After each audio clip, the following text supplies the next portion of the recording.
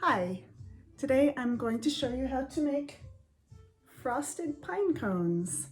And I have a couple here that I'm using in my home for holiday decor.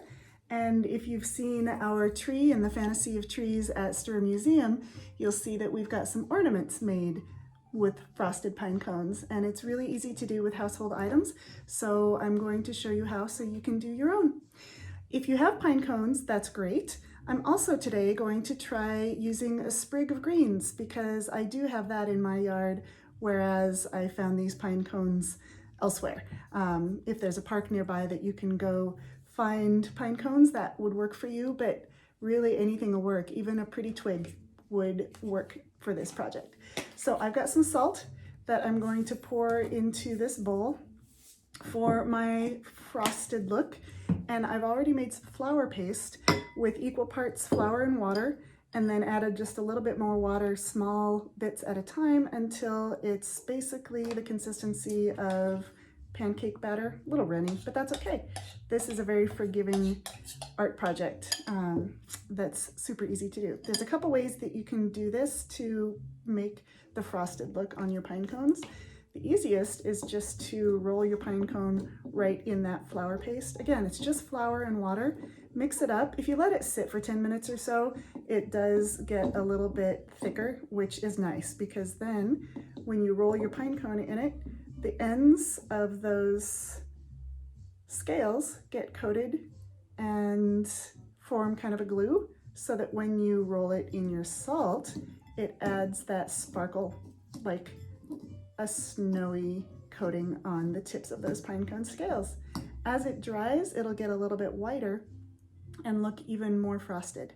And then if you like, you can add a piece of twine or string or gold ribbon or something, whatever you like, how fancy you want to be, to make it into an ornament.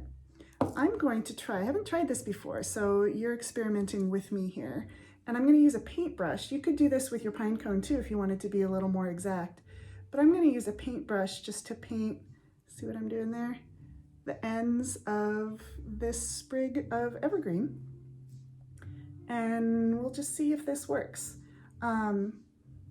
Just get kind of a nice coating as if we had a dusting of snow, so that there's just a little bit of white on all of the branches of this little sprig of green. See how I've done that?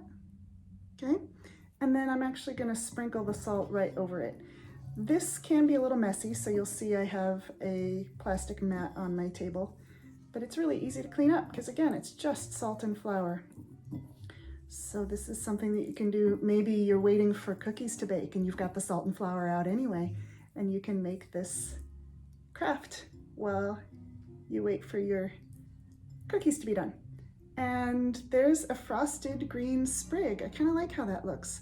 I might tie that and make an ornament as well. Right now I'm just going to add it to my little decor there for fun. So that's it. It's really easy to do, to make frosted natural items and add to your winter decorations.